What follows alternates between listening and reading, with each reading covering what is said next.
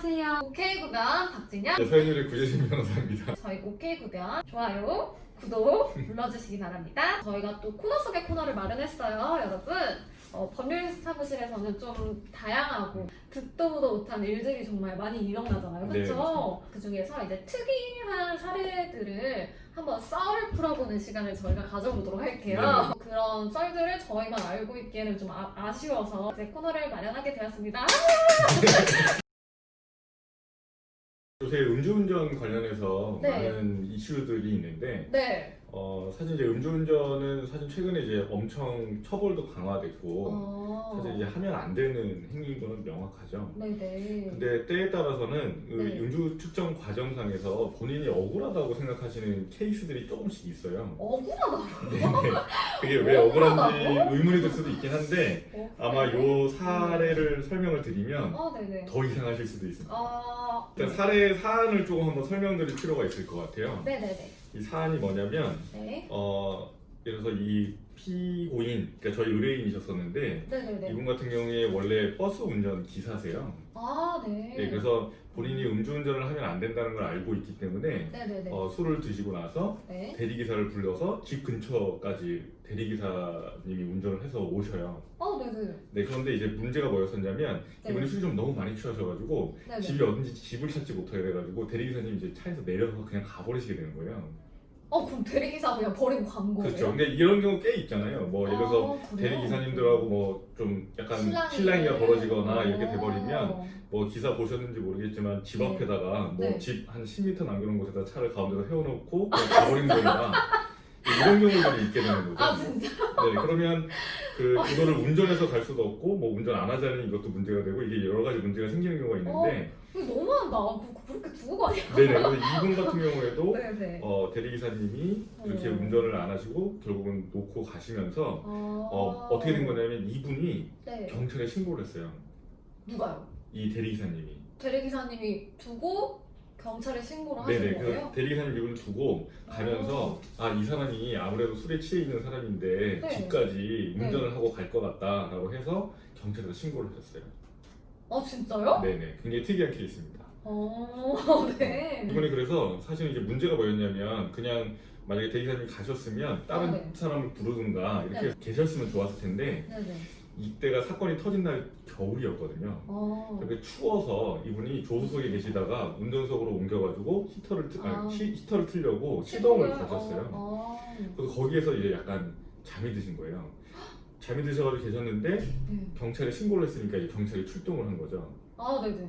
그래서 경찰이 이 차 뒤에다가 경찰차 순찰차를 이제 대고 네. 내려서 이분한테 당신 술 먹은 것 같으니까 네네. 음주 측정을 합시다라고 네. 요구를 해요. 네네. 그런데 이분이 뭐라고 얘기했냐면 나는 대리기사를 불러서 정당하게 여기까지 왔으니까 나는 음주 측정에 응할 이유가 없다 이렇게 얘기를 하시거든요. 네네. 근데 이 과정상에서 문제가 뭐였냐면 네. 이분이 순간적으로 밟고 있던 브레이크가 떼진 건지 아니면 이 기어 레버가 움직인 건지는 뭔지는 정확하게 잘 모르겠지만 네. 차가 후진을 하게 되면서 경찰차를 받습니다. 네. 진짜요? 네, 경찰차를 받게 되고 그리고 나중에는 계속해서 경찰관들이 네. 음주 측정을 하자라고 요구를 하니까 네네. 내려가지고 경찰관을 밀치고 폭행을 폭행도 있어? 네. 술 먹고 할 수 있는 건 다 했네. 그렇죠. 뭐 경찰 폭행하고 경찰차 치고 네, 뭐 거기 조수석에서 이제 운전석으로 오고 옮겨가고요. 다 근데 이게 했네요. 외형적으로 보자면 그래서 이분이 네. 결국은 음주 측정 거부하고 네. 경찰관을 폭행했다는 이유로 공무집행 방해로 기소가 됐었던 사건인데 네. 겉으로 보기에는 이분이 굉장히 잘못한 사실 이게 도저히 네. 인정받을 수 없을 행위로 그렇죠. 보이잖아요. 좀 못됐네요. 그렇죠. 이게 되게 나쁘다라고 생각이 되게 쉬운데 네. 이게 사실 저희가 무죄 판결을 받은 사건이에요. 변호사님 변호하셔가지고 무죄 네네네. 판결을 이게 죄가 받은 거예요? 아니다. 바꿔 얘기하면 음주 왜 측정 거부, 이상한 양반이네. 음주 측정 거부도 아니고 공무집행 방해도 아니다라고 해서 저희가 무죄를 받았던 사건이에요. 근데 왜요? 왜? 그 이유가 있겠죠? 저는 변호사님을 믿으니까요. 네, 그걸 하나씩 설명을 해드리겠습니다. 네네네.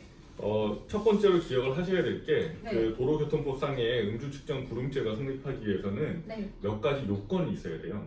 네네. 그러니까 단순히 음주 측정을 요구했다고 해서 그걸 거부했다고 해서 네. 그냥 무조건 죄가 성립하는 것은 아니고요. 아. 법으로 요건상에는 뭐라고 되어 있냐면 네. 술에 취한 상태에서 자동차 네. 등을 운전하였다고 볼 만한 네. 상당한 이유가 있는 경우에 음주 측정 요구를 해야 돼요. 아, 상당한 이유요? 그렇죠. 상당한 아. 이유도 있어야 되고 여기서 네. 기억하셔야 될 게 네. 이게 운전에 해당되는지 여부까지도 같이 보셔야 됩니다. 아, 운전. 그렇죠. 하긴 그 사람은 운전을 한 건 아니었으니까. 근데 이제 문제가 뭐였었냐면 이 네. 사안에서는 그분이 운전을 한 거냐 안 거냐가 결국은 굉장히 쟁점이었었는데 그렇죠. 차가 실제로 움직여가지고 뒤에 경찰차를 충격했었거든요. 아, 근데 그거는 운전을 했다고 보기 좀 어렵지 그렇죠. 않아요? 정확하게 판단하고 네. 계신 거예요. 그러니까 이게 과연 운전에 해당할 수 있느냐. 그렇죠. 그냥 단순하게 실수로 차가 후진하면서 네. 예를 들어서 보통 왜 오토 변속기가 있는 차들은 네네. 악셀에서 발을 때면 차가 조금씩 움직이잖아요. 그렇죠. 예, 그런 식으로 해서 물 흘러간 건지 아니면 차가 음. 기울어져서 흘러내려간 건지 사실은 판단하기 어렵다라고 해서 사실은 이게 운전에 해당하기 것이 아니다라고 해서 무죄 판결이 나올 수 있었던 거예요. 그쵸. 그 대리기사가 그 신고했다고 했잖아요. 네. 근데 자기가 운전해서 거기까지 간 거잖아요. 그렇죠. 네. 그러니까 받고 정리를 좀 하자면 음. 이 분이 차를 충격하고 차가 움직인 것은 맞지만 이것은 그러니까 실제로 운전이라고 보기는 너무 어렵다. 아. 그러니까 이거는 단순하게 그냥 차가 흘러내린 거거나 이런 거에 불과하지 차를 이동하려는 운전이라고 보기는 어렵다. 네네. 따라서 도로교통법상의 음주측정 불응죄에서 정하고 있는 운전이 아니니까 네네네. 경찰관으로서는 이분한테 음주측정 요구를 할 수가 없는 상황이었던 거죠. 네. 그렇게 되면 경찰관이 음주측정을 요구한 것 자체가 위법한 공무집행 행위가 되는 것이고 네네네.